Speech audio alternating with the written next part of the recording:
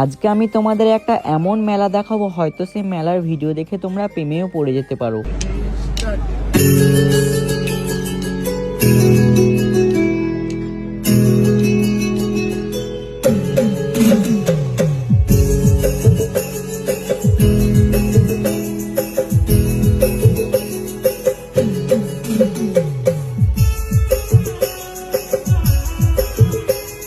তারপর বলো তো এই মেলাটা কোথাকার মেলা? আশা করি অনেকেই বুঝতে পেরে গেছো, আবার অনেকেই বুঝতে পারোনি। চলো তাহলে আমিই বলছি এই মেলাটা কোথাকার মেলা। মেলাটি হচ্ছিল বিদ্যানগরে। মেলাটির নাম ছিল খালবিল চুনোমাছ পিঠেপুলি। আর এই মেলাটা হয়তো আজকে দ্বিতীয় দিন। আমার হয়তো জীবনে প্রথমবার দেখা যে মেলাতেও এত ভিড় হয়। কি পরিমাণ ভিড় হয়েছে ভাই! মেলায় যে আমি হাঁটবো সেরকম জায়গা খুঁজে পাচ্ছি। তারপরেই দেখো আমি সেই বিদ্যানগরে এই ব্রিজটার উপর দিয়ে এখন যাচ্ছি। আর আমি যেটা বুঝতে পারলাম এই মেলাটা কিন্তু অনেকটা জায়গা নিয়ে হচ্ছে রাস্তার ধারগুলো। তাই আমি আর আমার বন্ধু এখন এই মেলাটা কতটা দূর শেষ হচ্ছে সেটা দেখার জন্যই এখন হাঁটতে হাঁটতে যাচ্ছি শেষ মাথায়। আচ্ছা, তার আগে কিন্তু তোমরা কমেন্ট করে যাও এই মেলাতে কে কে এসেছিলে আর কে কে এই মেলাতে আসবে, তাহলে তো আমিও বুঝতে পারবো যে আমি শুধু এই মেলায় আসিনি, তোমরাও মেলাতে এসেছিলে, তাই তো? আর সত্যি কথা বলতে আমার কিন্তু মেলাটা বেশ খুব সুন্দর লেগেছে। আমার জীবনে প্রথম দেখা এত বড় মেলা, আবার মেলাতে এতটা পরিমাণ ভিড়। আবার দেখো লাইট দিয়ে কতটা সুন্দর ডেকোরেশন করেছে। আর যদি কেউ জেনে থাকো এই মেলাটা খালবিল চুনোমাছ দেওয়ার কারণ কি, তাহলে কিন্তু সেটাও একটু কমেন্ট করে জানিয়ে দিও। আর তারপরে এই মেলার ভিতরে আসার পর আমার বন্ধু এই ফুলদানির দোকানটা দেখতে পেয়েছে। তাই এখন আমরা এই ফুলদানির দোকানটা এসে এই যে আমার বন্ধু এই ফুলটা কিনে, তাই সেটা এখন একটু দেখাতে কি করছি আমরা। কারণ আমার বন্ধু এই ফুলের ব্যাপারে সেরকম কিছু জানে না, আমার একটু অভিজ্ঞতা আছে তো ওই আর কি। আর এই যে সূর্যমুখী ফুলগুলো দেখতে পাচ্ছ না, এই ফুলগুলো কিন্তু